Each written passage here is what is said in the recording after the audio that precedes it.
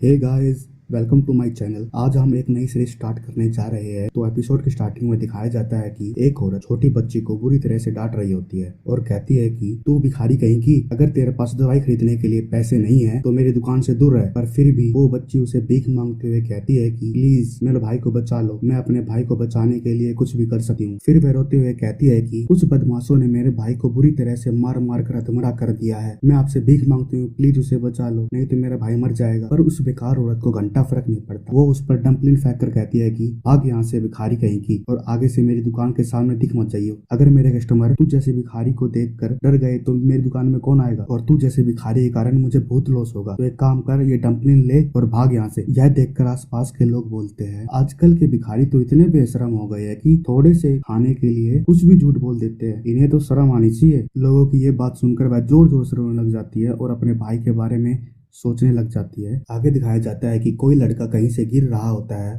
और सोचता है कि मेरी पिछली लाइफ में मैं इंसानियत की भलाई के लिए लड़ना चाहता था। फिर दिखाया जाता है कि कुछ बदमाशों ने एक बस को हाईजैक कर लिया होता है और उनमें से एक गुंडा किसी लड़की को छेड़ रहा होता है। फिर आगे दिखाया जाता है कि एक गुंडा एक लड़के को जमीन में गिराकर बोलता है कि अरे तू तू बचाओ इन लोगों ने सत रखी हूँ बस की, रुक बनाऊं तो न मंत्री, तेरी देही की घनी खुराक मांगन लाग रही थी, जो आ गया उरा मरण खातर, बचावेगा इस छोरी ने, खुद ने तो बचा ले, रुक तेरी तो। ए छोरी सुन, उठा बंदूक और मार साला के माथा पे, फिर चली जा अपना घर है। ये देखकर उस लड़के की फट जाती है और कहता है कि तुम लोगों की मदद के लिए तुम्हें यहाँ आया था, प्लीज ऐसा मत करो। पर वो लड़की क्यों सुनेगी उसकी, उसको तो घर जाना था और बस चला देती है पिस्टल। तो जैसे कि हमारे पूज्य श्री श्री 1,64,000 कैरी महाराज ने पहले ही बोला था, पर अब शायद उसे मरते मरते ये चीज समझ में आ गई थी। और फिर सोचता है कि मंत्री बनने में कुछ नहीं रखा, अगर मैंने दूसरा मौका मिल गया तो अगली बार मंत्री नहीं, मैं बनूंगा मंत्री का बाबू, मतलब भाइयों विलन। फिर आगे दिखाया जाता है अपने हीरो की छोटी बहन उस डम्पलिन को लेकर आ जाती है। अरे वही डम्पलिन जो उस औरत ने फेंका था। पर अपना हीरो तो यहाँ दर्द में बहुत तड़प रहा होता है। अपने भाई को तड़पते हुए देखकर कहती है कि भैया प्लीज उठ जाइए, मैं आपसे भीख मांगती हूँ। पर हमारे हीरो की बॉडी बहुत ज्यादा जख्मी हो गई थी, इतना कि वो हिल भी नहीं पा रहा था। फिर अचानक उसके सर में दर्द होता है और खुद से पूछता है कि मैं कहाँ हूँ। इसके बाद आके दिखाया जाता है कि एक आदमी कहता है कि मास्टर क्या आप सुसिन को जानते हो। फिर वो आगे बोलने जा ही रहा था कि तभी उसका मास्टर कहता है कि अबे ओ अपना मुंह न बंद कर ले, अगर तन्ने सेकंड इन कमांड की प्लेस चाहिए तो इस बार वो बचना ना चाहिए, समझा। फिर वो मास्टर जिसका नाम लियू है अपने हीरो को कहता है कि तन्ना मेरे द्वारा कोई ऑप्शन ना छोड़ा, भगवान की इशू इस बार तेरी खाल तार लूंगा। और इतना कहकर वो अपने हीरो को मार देता है। फिर आगे उसकी बहन रोते हुए कहती है कि प्लीज भैया उठ जाइए, मैं वादा करती हूँ आपसे, मैं आपको एक अच्छी लड़की बन के दिखाऊंगी। तभी आगे दिखाया जाता है कि अपने हीरो पर कुछ ब्लू लाइट से गिरती है और आवाज आती है कि ओए सुन, नू बता तने अपनी पिछली लाइफ की एबिलिटी और स्किल्स बढ़ा नहीं सके। इस आवाज को सुनकर अपना हीरो कहता है कि कौन हो तुम। फिर आवाज आती है अच्छा मैं कौन ही पहचानना के तने, अरे बावले पूछ, मैं वो एविल सिस्टम हूँ जो तने ठीक कर कैसे है, आई बात समझ में। तभी आगे दिखाया जाता है कि कोई दरवाजे को लात मारकर घर के अंदर घुस जाते हैं। फिर उनमें से एक कहता है कि अरे वो बुढ़ा सही बोल रहा था, या बालक रईस है। फिर वो मोटा आदमी कहता है कि अरे खसम चुप हो जा और पकड़ ले इसने, रात में दारू का जुगाड़ हो जाएगा इसने बेचे पाछे।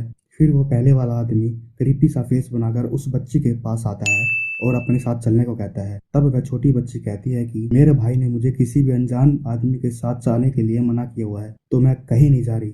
फिर आगे वो मोटा आदमी बच्ची को हाथ से खींचते हुए कहता है कि ओ छोरी तेरा भाई कदे का मर लिया, एक चाल मारी गला। फिर वो बच्ची उसे जोर से काट लेती है और कहती है तुम मोटे भद्दे आदमी, तुम झूठ बोल रहे हो, मेरा भाई अभी भी जिंदा है। फिर वो मोटा आदमी उसे धक्का मारकर कहता है कि तेरी मुझे काटने की हिम्मत कैसे हुई, ईद तो तन्ने मैं जानता मार दूंगा।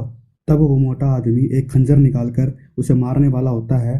तभी हमारे हीरो सुसिन की एंट्री होती है और सुसिन कहता है ओ मटिंडी से मेरी बहन ते पराना हो ले, मैं तेरी देही ने ही बता दूंगा। फिर उस पतले आदमी की सुसिन को देखकर फटकर चौसठ हो जाती है। फिर वो कहता है सुसिन तुम अभी तक मरे नहीं। फिर सुसिन की बहन कहती है कि भैया आप फाइनली जा ही गए, मुझे पता था कि आप मुझे कभी छोड़ कर नहीं जाओगे।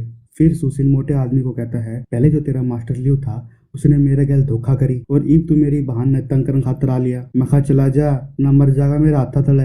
यह सुनकर भी उस मोटे आदमी को समझ नहीं आता और उसको प्रवोक करते हुए कहता है कि हम तेरी बहन को रेड लाइट एरिया में बेच देंगे और वहां से जो पैसा मिलेगा उसकी रात में दारू पियेंगे, क्या कर सकता है हमारा। फिर अपना हीरो सुसिन गुस्से में तलवार निकाल कर कहता है कि मैं हूँ सुसिन, जो हमेशा इससे नातों की कदर करता है, और तू साले उल्लू के पट्टे मेरी बहन ने बेचने की बात कर रहा है। फिर वो मोटा आदमी जोर जोर से हंसते हुए कहता है कि तू मुझे एक जंग लगी हुई तलवार से डराना चाहता है। अच्छा चल फिर आजा मैदान में। इतना ही कहना था कि सुसिन इतनी तेज स्पीड से उसके पास जाता है और उस मोटे को एक स्लैश में ही मार देता है। फिर वह उस दूसरे आदमी को कहता है कि ये मेरे दद्दा की तलवार सिर्फ फिरंगियों की गर्दनों के लिए है। यह सुनकर वो आदमी भागने लग जाता है, पर सुसिन अपने दद्दे की तलवार को उसे गले पर लगा देता है। उस आदमी की फटके चौसठ हो जाती है और वह सब बोल देता है कि हमने कुछ नहीं किया, सब मेरे मास्टर लियू करवाना चाहता था। ये सब कहकर वो अपने घुटनों पर आकर अपनी जान की भीख मांगने लग जाता है। फिर सुसिन कहता है कि अच्छा तो एक काम करे, इस मोटे की लाश ने उठा और अपने मास्टर द्वारा ले जा, और उस तरह कह दिए ईद का मंत्री नहीं, मंत्री के बाबू सुसिन अपना उधार लेना खातर आ रहा है। फिर वो आदमी कहता है कि ठीक है आप जो कहोगे मैं वही करूंगा। इतना कहकर वह उस मोटे की बॉडी को ले जाने लगता है।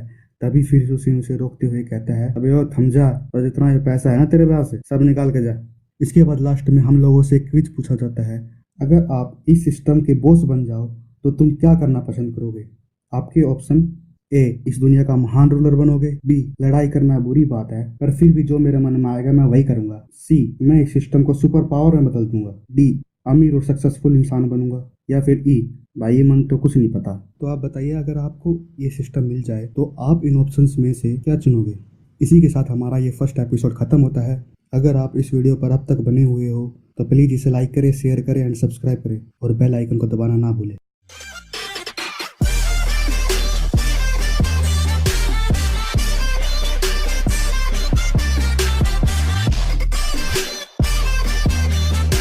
हे guys, welcome to my channel. तो पिछले एपिसोड में हमने देखा था कि कैसे अपना हीरो फिर से रिवाइव हो जाता है और उस मोटे को मार देता है। अब आगे तो एपिसोड 2 की शुरुआत में हम देखते हैं कि सुसिन की बहन उससे पूछती है भैया क्या आपने इस आदमी को मार दिया। तब सुसिन कहता है कि नहीं मैंने उन्हें नहीं मारा है, बट उनको एक सबक जरूर मिल गया है, अब वो हमसे दूर रहेंगे। फिर उसकी बहन कहती है कि मैं कोई 3 साल की छोटी बच्ची नहीं हूँ, तो मुझको बेवकूफ बनाने की कोशिश मत करो। मैं सब जानती हूँ कि आपने ये सब मुझको बचाने के लिए किया है, शायद आपको पता नहीं। पिछले 2-4 दिन से जब आप मेरे साथ नहीं थे तब भी उन लोगों ने मुझे परेशान किया था, फिर भी मैं उनसे नहीं डरी। तब सुसिन कहता है कि कोई बात नहीं, अब जब तक मैं तुम्हारे साथ हूँ मैं तुम्हें कुछ नहीं होने दूंगा। इसके बाद दिखाया जाता है कि सुसिन एक औरत को बोलता है मिसिस बोंग मुझे अपना कुछ अधूरा काम पूरा करना है, प्लीज तब तक आप मेरी बहन का ध्यान रख सकते हैं। तब वो औरत कहती है कि मुझे पता है कि तुम जियांगो जा रहे हो, तो तुम्हें यह मैं पहले ही बता देती हूँ कि जियांगो एक बहुत ही खतरनाक जगह है। अगर फिर भी तुम वहाँ जाना चाहते हो तो ये मत भूलना कि तुम्हारी छोटी बहन यहाँ तुम्हारा इंतजार कर रही होगी। दोस्तों आपको बता दूं कि जियांगो एक ऐसी जगह है जहाँ मार्शल आर्ट सिखाया जाता है। फिर सुसिन उस औरत को कहता है कि वह जगह खतरनाक हो सकती है पर अगर इंसान के अंदर जिगरा हो तो कुछ भी खतरनाक नहीं लगता, तो आप टेंशन ना लो।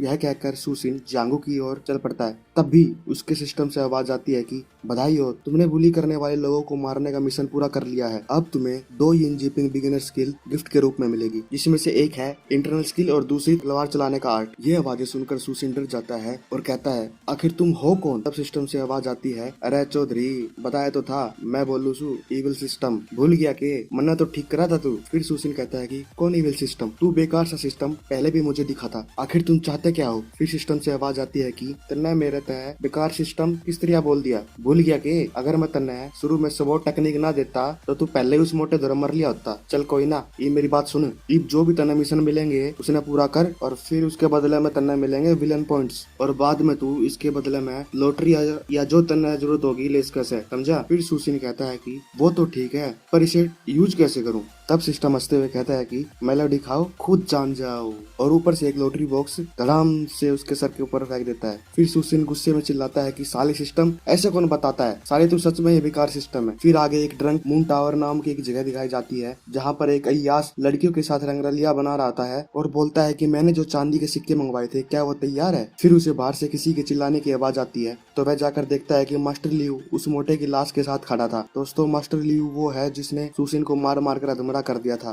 फिर मास्टर लियू उस अय्यास आदमी को बुलाकर कहता है कि अरे प्रधान है देखिए एक वह मेरा एक आदमी मार दिया उस सुसिन ने। तब वह प्रधान कहता है कि थोड़े यो किसी एरा गैरा के हाथा ना मरा, इसने भी इस मोटे को मारा है ना, नू समझ ले कि वो तलवारबाजी में एक नंबर से। यह सुनकर मास्टर लियू पूरी तरह से हिल जाता है और कहता है कि ना ना ना ना ना ऐसा हो ही नहीं सकता, उस सुसिन ने तो तलवार ही पकड़ने को नहीं आती, वो किस तरह स्वॉर्ड मास्टर बन गया। तब प्रधान कहता है कि अच्छा यो वो सुसिन तो नहीं है जो लोगों ने बचाने खातर तेरे ते भिड़ गया था। तब मास्टर लियू कहता है कि हाँ मिस्टर चैन ये वही है, पर जितना कि मैं उसको जानता हूँ वो फाइटिंग में तो ठीक है, बट स्वॉर्ड मास्टर ना ना ना, उसके बस की ही नहीं तलवार चलानी। तब चैन कहता है कि लागे तो मन भी अजीब से है, अगर कोई नॉर्मल बंदा 100 साल तक भी प्रैक्टिस करा ना तो भी वो इस लेवल तक ना पहुंच सकता। तभी मास्टर लियू डरते हुए कहता है कि क्या वो इनर स्किल के बारे में तो नहीं जानता। फिर चैन कहता है कि अरे ना, इनर स्किल को सीखना बच्चों का खेल थोड़ी है, ये कोई ऐसी वैसी चीज ना है जो कोई भी अरा गहरा सीख ले। फिर मास्टर लियू कहता है कि देख भाई प्रधान है तना तो बेरा ही है,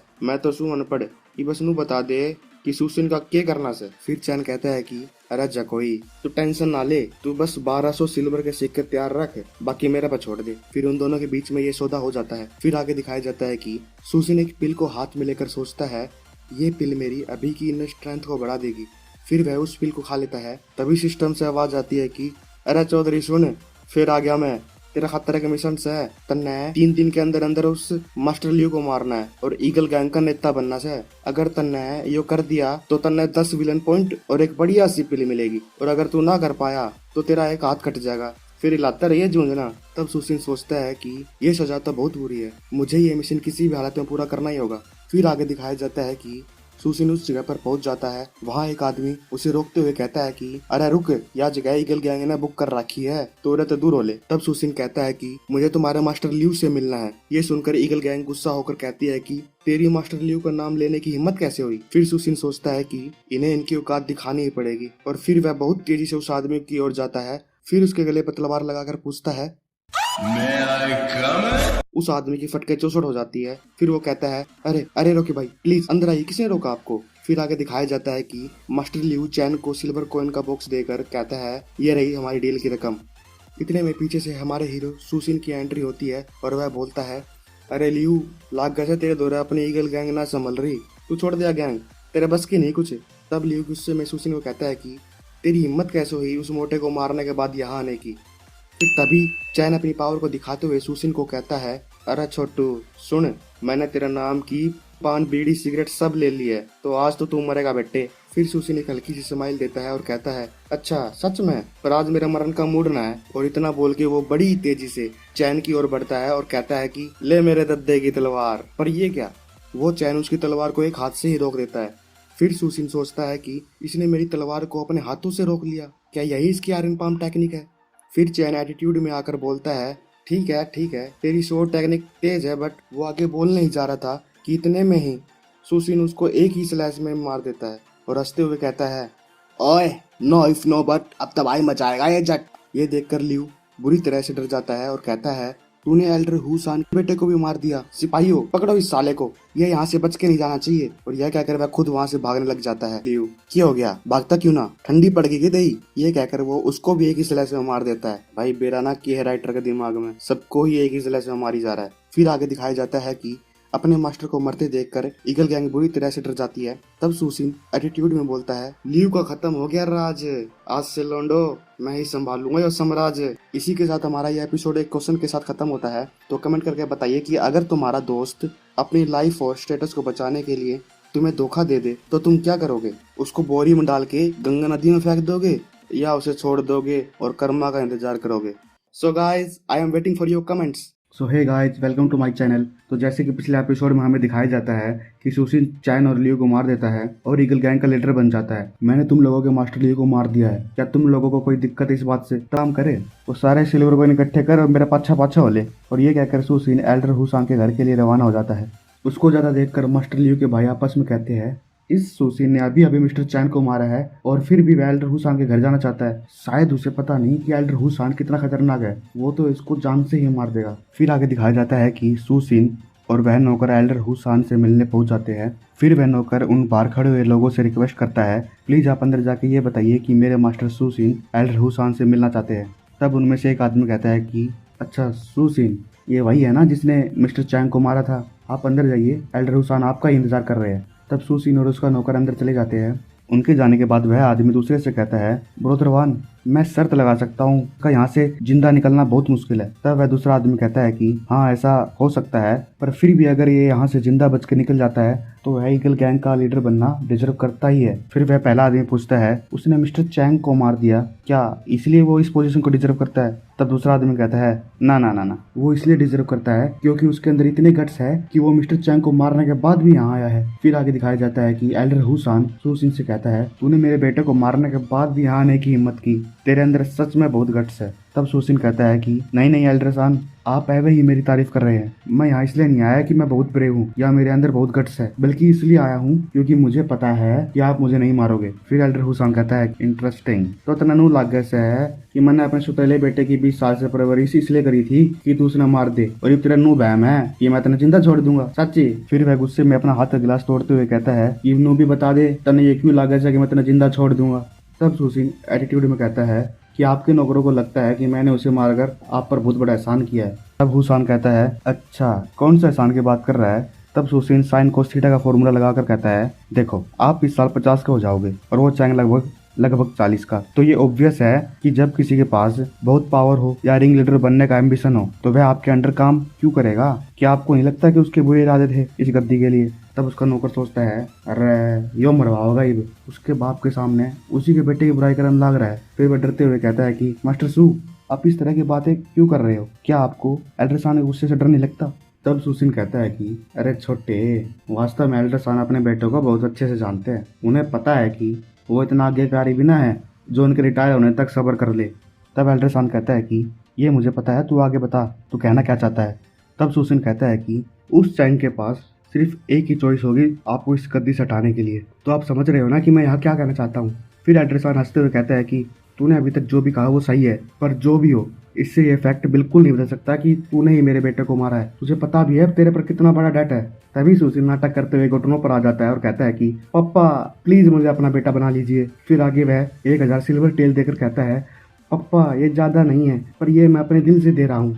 यह देखकर एल्डर सान अपनी गद्दी से खड़ा होकर वह टेल्स ले लेता है और हंसते हुए कहता है कि आई न्यू दैट, मुझे पता था, मैं तेरे बारे में बिल्कुल सही था। मैं आज से ही तुझे यहाँ का रिंग लीडर बनाता हूँ और ये मैं दूसरे गैंग मेंबर्स को भी इन्फॉर्म कर दूंगा। भाइयों क्या मस्त बाटली में उतारा इसको। फिर वह आगे कहता है कि तेरे पास सिर्फ ऑर्डिनरी गैंग मेंबर्स थे, बट मेरे पास कुछ ऐसे भरोसे भाई लोग हैं जो अब से तेरे हर काम में तेरे साथ देंगे। इतना कहकर वह 2 लोगों को बुलाता है और कहता है कि इनका नाम ली और इजी है, जो कई सालों से मेरे लिए काम कर रहे हैं, पर अब से ये तेरे लिए काम करेंगे। फिर उनमें से एक कहता है कि मास्टर सू आज से आप हमें अपना छोटा भाई समझिए, हम आपके लिए जान दे भी देंगे और जान ले भी लेंगे। फिर आगे दिखाया जाता है कि एल्डर सान उन लोगों को भेजकर सुसिन से पूछता है कि मैंने सुना है कि तुझे इनर स्किल आती है, क्या यह सच है?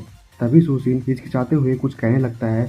फिर एल्डर सान उसे रोकते हुए कहता है अरे तू टेंशन ना ले, मैं तेरी स्किल ना छीनने वाला, वास्तव में मुझे भी इनर स्किल आती है। तब सुसिन कहता है कि पर मैंने तो सुना था कि गैंग लीडर और उसके सिर्फ 3 खास लोगों को ये टेक्निक आती है। फिर एल्डर सान कहता है कि अजी घंटा उनको कुछ नहीं आता। फिर वह चाय पीते पीते एक स्टोरी सुनाता है कि जब ईगल गैंग की शुरुआत हुई थी उसमें सिर्फ 30 मेंबर्स थे, और जब हमारे गैंग लीडर ने इनर स्किल सीखी थी तब वह हम लोगों को सिखा सकता था। पर इनर स्किल को सीखने के लिए सिर्फ हार्ड वर्क की जरूरत नहीं होती, जो भी है सीखना चाहता था उसमें नेचुरल टैलेंट भी होना जरूरी था। मैं खुद 40 साल से इसकी प्रैक्टिस कर रहा हूँ और अब तक 108 में से सिर्फ 13 पॉइंट में ही परफेक्ट हुआ हूँ। फिर सुसिन उसको चने के झाड़ पर चढ़ाते हुए कहता है कि पप्पा आप क्यों खुद को इतने हल्के में ले रहे हो? आपकी आयरन पंप टेक्निक के आगे तो पूरी दुनिया की पावर भी कुछ नहीं। वो बुढ़ा समझ जाता है और कहता है कि तू ज्यादा मेरी तारीफ ना कर और तुझे जो मैंने टेरिटरी दी है ना सिर्फ उसका ध्यान रख और मुझे शर्मिंदा करने की हिम्मत भी मत करना। तब सुसिन कहता है कि पप्पा मैं आपको निराश नहीं करूंगा और अब आपकी परमिशन हो तो मैं यहाँ से जा सकता हूँ। यह कहकर वह वहाँ से चला जाता है। तभी दूसरा बुढ़ा एल्डर सान से कहता है कि सुसिन अभी 20 साल का भी नहीं है, पर उसकी सोच और हिम्मत बहुत खतरनाक है। कि आपको डर नहीं लगता कि यह दूसरा चैन बन जाएगा? तब एल्डर सान कहता है मुझे पता है कि वह बहुत चालाक है, इसलिए वह उसकी तरह गलती बिल्कुल भी नहीं करेगा। फिर आगे दिखाया जाता है कि सुसिन उन दोनों भाइयों के पास जाता है। दोस्तों ये वही है जो थोड़ी देर पहले मरने मारने की बात कर रहे थे। फिर उनसे कहता है कि भाइयों मुझे माफ करना इतना ज्यादा वेट करवाने के लिए, मैं बहुत खुश हूँ कि आप लोग मेरे साथ हैं। फिर तभी उनमें से एक कहता है सुसिन एल्डर सान ने मुझे ऑर्डर दिया है कि मैं तुम्हारी स्ट्रेंथ बढ़ाने में मदद करूँ, पर यह सोचने की हिम्मत भी मत करना कि मैं तुम्हें लीडर के रूप में एक्सेप्ट करूंगा। फिर आगे दिखाया जाता है कि सुसिन का नौकर उसको गुस्से में बोलता है कि तू अपनी औकात में रहकर बात कर, तुझे लगता है कि अगर तू लड़ सकता है तो तू कुछ भी कर सकता है। ये देखकर उसका दूसरा भाई बोलता है कि मास्टर सू प्लीज आप उसकी बातों पर ध्यान मत दो, उसका स्वभाव वास्तव में बहुत बुरा है। अगर वह नहीं जाना चाहता तो ठीक है, मैं अपना सामान पैक करता हूँ और आपके साथ चलता हूँ। फिर तभी सिस्टम से आवाज आती है, अरे बधाई हो चौधरी, तूने मिशन कंप्लीट कर लिया। जैसे कि मैंने कही थी, अब तुझे 10 विलन पॉइंट और एक बढ़िया सी पिल मिलेगी। फिर आगे दिखाया जाता है कि सुसिन अपनी बहन के पास जाता है, तब उसकी बहन उसको आता देखकर खुशी से उससे लिपट जाती है। फिर सुसिन अपनी बहन को कहता है कि चलो मैं तुम्हें हमारा नया घर दिखाता हूँ। ये कहकर वे जाने लग जाते हैं, पर तभी उसकी नज़र अपनी बहन के हाथों पर जाती है। तब वह उससे पूछता है कि तुमको जो आंटी ने ब्रेसलेट दिया था वो कहाँ है। तब उसकी बहन कुछ सोच के डरने लग जाती है।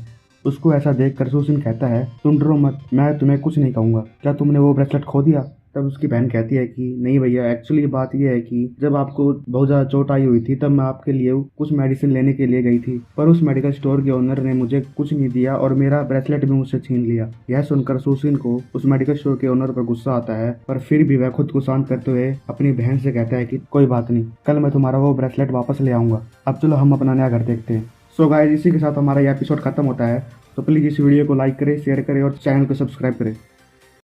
सो hey guys, welcome back to my channel. तो एपिसोड 4 की शुरुआत वहीं से होती है जहां से पिछला एपिसोड खत्म हुआ था। तो पिछले एपिसोड के एंड में हमने देखा था कि सुसिन अपने सिस्टर को बोलता है कि तुम टेंशन मत लो, मैं तुम्हारा ब्रेसलेट वापस ले आऊंगा। इसके बाद सुसिन अपनी बहन के साथ अपने नए घर में शिफ्ट हो जाता है। तब वह अपने कमरे में कल्टीवेशन कर रहा होता है और कल्टीवेशन के दौरान वह अपनी इनर स्किल के की पॉइंट्स को ओपन कर लेता है। फिर वह सोचता है कि उस बुढ़े हुसान ने 40 साल तक प्रैक्टिस की और सिर्फ 108 में से 13 ही की पॉइंट ओपन कर पाया। मुझे उस बुढ़े की शक्ल देखनी है जब उसे पता लगेगा कि मैंने कुछ ही दिनों में उसके लेवल को क्रॉस कर लिया है। तभी सिस्टम से आवाज आती है, बधाई हो चौधरी, तने जो पिछले एपिसोड में जो मिशन पूरा करे पाछे जो स्किल मिली थी वह अपग्रेड होगी। फिर वह सिस्टम सुसिन को 1.5 स्टार लेवल की एक और स्वॉर्ड स्किल दे देता है। तभी एक पॉपअप और ओपन होता है जिसमें सिस्टम ज्ञान फैल रहा होता है और कहता है, देख चौधरी, आज मैं तने ज्ञान की बात बताऊं तो ध्यान से सुनिए। तो बात यह है कि कोई भी ताकतवर आदमी बिना पावर के एक भी दिन ना टिक सकता और ना ही कोई अमीर पैसे के बिना टिक सकता। और अगर तेरे पास धन नहीं है तो तेरी पावर भी बड़ी जल्दी खत्म हो जाएगी। तू समझा? हाँ। नहीं, तू समझा नहीं। तो कुल मिला के बात यह है, तने 6 महीना में 1 लाख सिल्वर टेल्स कमाने हैं। और जाते जाते रिवॉर्ड और पेनल्टी भी सुन ले। रिवॉर्ड में मिलेगा तने लॉटरी में शामिल होने का बेहतरीन मौका और विलन पॉइंट्स। और अगर तू ये मिशन कंप्लीट ना कर पाया तो तू अपनी लाइफ की एक बेहतरीन टेक्निक खो देगा। तब सुसिन सोचता है कि 1 लाख टेल, भाई ये तो बहुत बड़ी रकम है। उस मास्टर लीव के मैनेजमेंट के अंदर तो महीने में 1000 टेल्स का प्रॉफिट होता था। तो लगता है अब मुझे ही कुछ करना पड़ेगा, तभी 6 महीनों में 1 लाख टेल्स इकट्ठे होंगे। फिर सुसिन सिस्टम से पूछता है, ये पेनल्टी तो लास्ट टाइम का जो बिगिनर मिशन था उसके कंपेयर में तो बहुत छोटी है, इतनी दिया क्यों कर रहा है भाई। फिर सिस्टम से आवाज आती है कि देख भाई चौधरी, बात यह है कि अगर कोई आदमी बिगिनर मिशन को ही पूरा ना कर सकता वह बिल्कुल बेकार आदमी है, बोझ से दुनिया पे, उसका तो मरना ही ठीक से है। इसलिए शुरू में तेरा हाथ काटने की पेनल्टी थी। ये सुनकर तो सुसिन की फटी। तब उसका नौकर कहता है कि मास्टर सू, आपके ऑर्डर के मुताबिक मैंने सभी भाइयों को इकट्ठा कर लिया है, तो बताइए हमें कब चलना है। तब सुसिन कहता है कि अभी इसी वक्त। फिर आगे उन लोगों को दिखाया जाता है जिसने सुसिन की बहन का ब्रेसलेट छीन लिया था, जिसमें वो बुढ़ाऊ सूरत को कहता है कि ये बड़ी शर्म की बात है कि हमारे पास इतनी बढ़िया क्वालिटी का सिर्फ एक ही ब्रेसलेट है, पर अगर हमारे पास उसका दूसरा पेयर होता तो हम उसे ब्लैक मार्केट में बहुत ही ज्यादा कीमत में बेच सकते थे। तब वह औरत कहती है कि अगर मुझे पता होता है वह छोटी बच्ची किस फैमिली से बिलोंग करती है तो मैं किसी ना किसी तरीके से उससे वह दूसरा ब्रेसलेट भी ले लेती। वो बात कर ही रहे होते हैं कि इतनी की औरत को 25 साल की बना देगा। मेरी दुकान पर हर 2 मिनट में 100 टेल्स की इनकम होती है, तो दिन का 72,000 टेल्स। पर इस लड़की के कारण मेरे क्लाइंट्स कुछ समय के लिए यहाँ से चले गए, इसलिए मुझे इसकी भरपाई के लिए दूसरा ब्रेसलेट भी चाहिए। फिर सुसिन कहता है, अरे क्या कर रहा है तू, मैंने इससे वाहियात प्रोडक्ट आज तक नहीं देखा। साला कौन सी औरत खुद को 50 साल की बताएगी, और तू साला इतना कैसला कहाँ से रहा है। इन बातों को सुनकर वह मोटा हंसते हुए कहता है कि तुम लोग ये कभी प्रूव नहीं कर पाओगे कि तुम्हारी वजह से मेरा कोई नुकसान नहीं हुआ है। तो अगर तुम लोगों को जेल नहीं जाना तो सीधे तरीके से मुझे वो दूसरा ब्रेसलेट भी दे दो। तब सुसिन कहता है, साले बुड्ढे, बहुत ज्यादा बोल रहा है बेटा तू, बहुत ज्यादा, और अगर तूने अभी वो ब्रेसलेट नहीं दिया तो तेरे खाने और धोने दोनों के लाले पड़ जाएंगे। फिर वह बुढ़ा कहता है कि अरे तू मुझे डराएगा, मुझे? अबे चाचा विधायक है हमारे, तुझे पता नहीं हर महीने 2 दर्जन से ज्यादा प्रोटेक्शन बन जाते हैं ईगल गैंग को।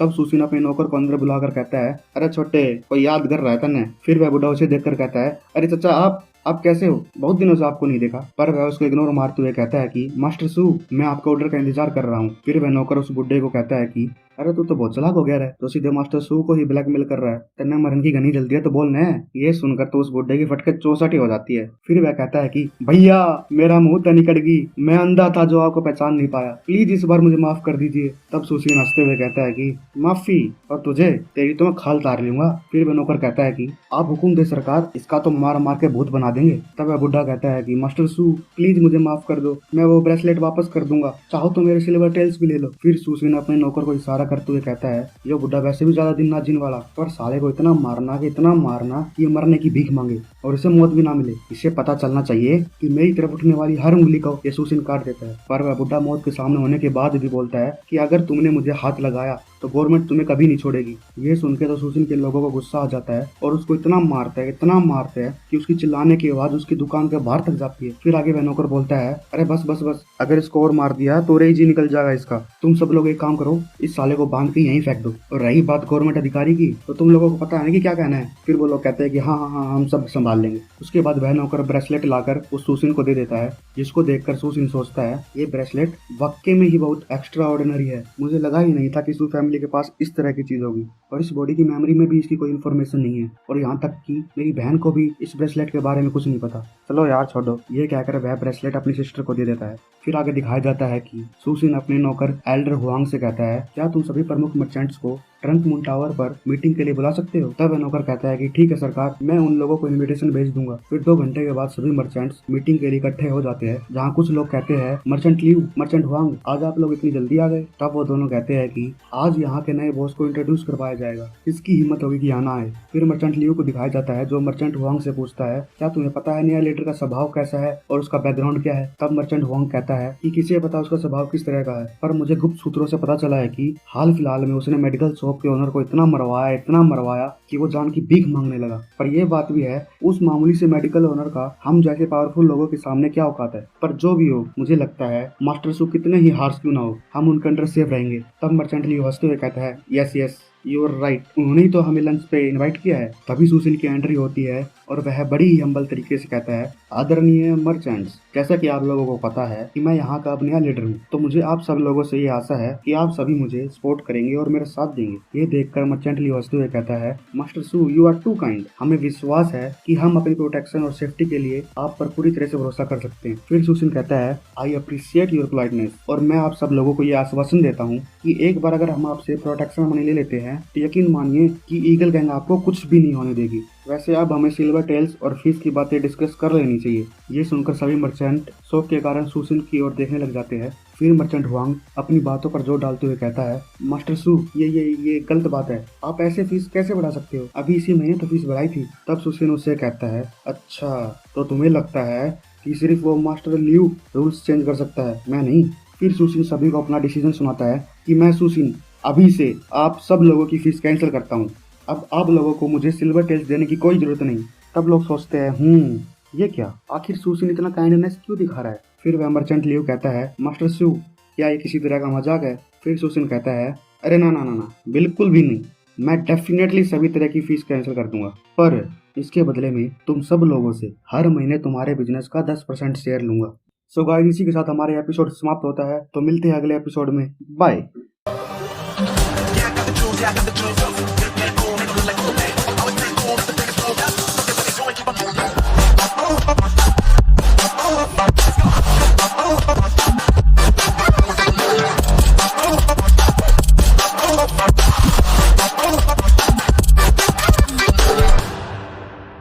हे guys, welcome back to my channel. तो एपिसोड 5 की शुरुआत वहीं से होती है जहां पर हमारा पिछला एपिसोड खत्म हुआ था, जिसमें सुसिन उन सभी मर्चेंट्स के 10% शेयर के बदले उनकी फीस कैंसिल करने का डिसीजन सुनाता है, और जिसको सुनकर सभी मर्चेंट्स की शौक के मारे आंखें फटी की फटी रह जाती है। तब उनमें से एक मर्चेंट कहता है कि 10% शेयर कुछ ज्यादा नहीं होगे मास्टर सू। फिर मर्चेंट लियू आगे आकर बोलता है मास्टर सू ये मजाक बिल्कुल भी नहीं है ना। तब सुसिन कहता है अरे तुम सभी टेंशन मत लो और शांति बनाए रखो, मैं ऐसे ही ये शेयर नहीं लेने वाला, मेरे पास एक अमीरों वाली बेहतरीन स्कीम है, किस दिनों में पैसा डबल। तब मर्चेंट हुआंग उंगली करते हुए कहता है मास्टर सू आपने जो भी कहा वो सिर्फ सुनने में अच्छा लगता है, ये थोड़ी ना है कि जस्ट सिर्फ आपने कहा है और हम उस पर विश्वास कर लेंगे, ना ना ना, ना बिल्कुल भी नहीं। फिर सुसिन अपनी स्कीम सुनाता है कि इस टेरिटरी पर जुए का अड्डा, शराब खाना, रंडी खाना और भी बहुत कुछ है, जो यहाँ आने वाली गेस्ट की 4 नीड को पूरा करता है, खाना पीना, जुआ और लड़कीबाजी। पर जिस तरीके से इन चीजों को अरेंज किया है वह बिल्कुल बेकार है। मैं बताता हूँ कैसे यहाँ आने वाले गेस्ट को बेहतरीन क्वालिटी सर्विस दी जानी चाहिए। अगर किसी जुआरी को किसी हॉट सी लड़की की कंपनी मिले तो पॉसिबिलिटी है कि वो पहले के कंपेयर में ज्यादा खर्च करेगा और अपनी विनिंग का कुछ हिस्सा भी उस लड़की को देगा। और अगर वो हार जाता है तो उसे उस लड़की के द्वारा कंफर्टेबल फील करवाया जाएगा। इसके बाद वह हमारी वाइन और खाना एंजॉय कर सकता है। इसके बाद जब वो पूरी तरह से एग्जॉस्ट हो जाएगा तब कहीं ना कहीं तो रेस्ट करेगा, तो तब हम उसे सर्विस भी देंगे। तो अब मुझे बताओ, ऐसी सर्विस देने के बाद तुम लोगों को लगता है कि तुम लोगों को क्लाइंट्स की कमी होगी? तब वो 2 मर्चेंट्स कहते हैं, आपने सही कहा मास्टर सू, हम कैसे इतनी बड़ी बात मिस कर सकते हैं। फिर वह मर्चेंट लीव पूछता है, अगर हम आपके प्लान के अकॉर्डिंग एक्ट करें तो क्या हमें अपनी फैमिली और बिजनेस को इसी सीक्वेंस में फिट करना होगा? तब सुसिन कहता है कि हाँ बिल्कुल। के अलावा हमारे पास दूसरी टेरिटरीज के कंपेयर में एक और एडवांटेज है, वो ये है कि यह जगह 2 पार्ट में डिवाइड है जिसका साइज और पैसे दोनों कंपेयर में बिल्कुल सेम है। इसलिए तुम में से किसी को भी इस छोटे से चेंज से कोई नुकसान नहीं होगा। तभी सभी मर्चेंट्स कहते हैं कि मास्टर सू बिल्कुल सही कह रहे हैं, इस तरीके से हम आसानी से अपना बिजनेस ग्रो कर सकते हैं। तभी आगे वो मर्चेंट हुआंग अपने मन में सोचता है कि मान लिया ये कॉन्सेप्ट बिल्कुल सही है, पर 10% शेयर ना ना ना ना बिल्कुल भी नहीं। इससे अच्छा तो मैं मास्टर सू के ऑफर को मना कर दूं और बाद में उस तरीके से काम कर लूं जिससे मुझे मास्टर सू को कोई हिस्सा देने की जरूरत नहीं होगी। फिर मर्चेंट लियू मर्चेंट हुआंग को देखकर सोचता है, मुझे शायद पता है कि मर्चेंट हुआंग इसके बारे में क्या सोच रहे होंगे। तभी मर्चेंट हुआंग हंसते हुए बोलता है कि मास्टर सू, आपका आइडिया वास्तव में बहुत बढ़िया है, पर मेरा गैम्बलिंग हाउस पहले से ही बहुत अच्छा चल रहा है। तब सुसिन बोलता है, अच्छा ऐसा है क्या? मर्चेंट हुआंग, क्या आपको पता है कई बार लोगों की ओवर स्मार्टनेस उसे मुसीबत में डाल देती है। फिर मर्चेंट हुआंग घबराते हुए कहता है, मास्टर सू, मैं समझा नहीं इसका मतलब। फिर सुसिन कहता है, अरे अरे कोई बात नहीं, अगर तुम्हें नहीं समझ में आया तो मैं हूं ना, मैं समझाऊंगा तुझे अपने तरीके से। तभी सुसिन अचानक से अपनी स्वॉर्ड निकालता है और घुसा देता है उसके हाथों में। मुझे लगता है कि तू ये प्लान बाद में यूज कर लेगा और सारा का सारा प्रॉफिट भी खुद रख लेगा। ये बोलने के बाद सुसिन उसकी उंगलियां काट देता है। फिर वह कहता है, मैंने इतने हम्बल तरीके से तुम लोगों को प्लान बताया और साला फिर भी तेरी इतनी हिम्मत कि मुझे मना कर रहा है। मैं वो लेकर रहूंगा जो मेरा है। तब पीछे से एक मर्चेंट और कहता है कि मास्टर सू, ये कोई मेडिकल शॉप नहीं है जो आप कुछ भी कर दोगे। आप जानते नहीं हमें हाथ लगाने का क्या परिणाम हो सकता है। तभी सुसिन कहता है, परिणाम? रुक तेरी माँ की, और फिर जोर से उसके परिणाम पे लात मारता है और कहता है कि मुझे तेरे जैसे लोगों से बेहद नफरत है जो मेरे सामने इतनी बकचोदी करते हैं। फिर वह उसको मारने जा ही रहा होता है कि तभी ली आकर उसकी स्वॉर्ड को रोक लेता है। ये वही है भाइयों जिसे एल्डर सान ने सुसिन के साथ रहने के लिए बोला था। फिर वह कहता है कि मास्टर सू, अगर आपने इसे अभी मार दिया तो मुझे डर है कि हम इसके बारे में हायर अथॉरिटीज को एक्सप्लेन नहीं कर पाएंगे। तब सुसिन कहता है कि एक्सप्लेन करना कौन चाहता है। फिर वह ली को साइड करते हुए ईगल गैंग को बुलाकर कहता है कि अगर तुम लोगों में से कोई भी मर्चेंट हुआंग का खून का इल्जाम अपने ऊपर लेता है उसे 1000 सिल्वर कॉइन मिलेंगे और इसके अलावा उस आदमी की फैमिली का बहुत ही अच्छे तरीके से ध्यान रखा जाएगा। ये सुनकर तो ली का मुंह खुला का खुला रह जाता है। तब ईगल गैंग के मेंबर्स एक दूसरे से कहते हैं, इतना पैसा तो हम पूरी लाइफ में नहीं कमा सकते। पर तब क्या होगा अगर इल्जाम लेने के बाद मास्टर सू अपनी बात से मुकर गए? तभी उनमें से एक मेंबर आगे आते हुए कहता है कि मास्टर सू, मुझे आप पे पूरा विश्वास है, इसलिए मैं इसके खून का इल्जाम अपने सर पर लेने के लिए तैयार हूँ। फिर वह सोचता है कि 1000 सिल्वर कॉइन काफी है मेरी माँ और मेरी वाइफ के फ्यूचर के लिए। फिर वह अपने मेंबर्स से कहता है, अगर मैं ऐसा करता हूँ तो मैं आप सभी भाइयों से ये निवेदन करता हूँ कि आप लोग मेरी वाइफ पर नजर रखें। जिस धन को मैं अपनी लाइफ देकर कमा रहा हूँ उसके बाद कभी वो औरत दूसरा आशिक ना ढूंढ ले। हद होगी भाइयों, ये इसकी लास्ट ख्वाहिश थी। पर साले को ये पता नहीं भरोसे वाला ही सबसे बड़े झोपड़ी वाले होते हैं। इसके बाद सुसिन उसके शोल्डर पर हाथ रख के कहता है, अरे तू टेंशन ना ले, मैं वादा करता हूँ कि तुझे मरने नहीं दूंगा। फिर बाद में कहता है कि मुझे आप पर पूरा भरोसा है मास्टर सू। ये सब देखकर तो हुआंग की हालत बिल्कुल पतली हो जाती है और फिर वह डरते डरते कहता है, सुसिन, तुम मुझे नहीं मार सकते। अगर तुमने मुझे मार दिया तो अथॉरिटीज तुम्हें सच में पनिश करेगी। इतना भयानक मंजर देखने के बाद तो सब मर्चेंट एक दूसरे का मुंह ताकने लग जाते हैं। तभी सुसिन जमीन में तलवार गाड़ते हुए कहता है, तो है कोई और जिसने दिक्कत हो रही है? मेरी अमीरों वाली स्कीम है। फिर सभी मर्चेंट्स एक ही जोर में बोलते हैं, अरे सरकार, हम तो कब से तैयार है, आप जो भी कहोगे हम करेंगे। तब सुसिन कहता है, तो देर किस बात की, इस पेपर पर अंगूठा लगाओ और घर जाओ, और अगर कोई और क्वेश्चन ध्यान में आ जा तो वापस आ जाइयो, समझा दूंगा। फिर आगे एल्डर सान का घर दिखाया जाता है जिसमें सुसिन का नौकर गैम्बलिंग हाउस की सेल्स पेपर लेकर जाता है, जिसे देखकर तो वह बुढ़ा शौक के मारे वहीं फ्रीज हो जाता है। फिर वह नौकर कहता है, मास्टर सू ने मुझे इस गिफ्ट के साथ यहाँ भेजा है और उन्हें आशा है कि आप अथॉरिटीज के साथ उनका कॉम्प्रोमाइज करवाने में हेल्प करेंगे। यही दुनिया का दस्तूर है भाइयों, कुछ भी करो लास्ट में कॉम्प्रोमाइज हो ही जाता है। तो और ज्ञान ना देते हो, इसी के साथ हमारा ये एपिसोड समाप्त होता है। और अगर आप अभी तक इस वीडियो में बने हुए हो तो प्लीज इस वीडियो को लाइक करें, शेयर करें और चैनल को सब्सक्राइब करें। तो मिलते हैं नेक्स्ट एपिसोड में, बाय।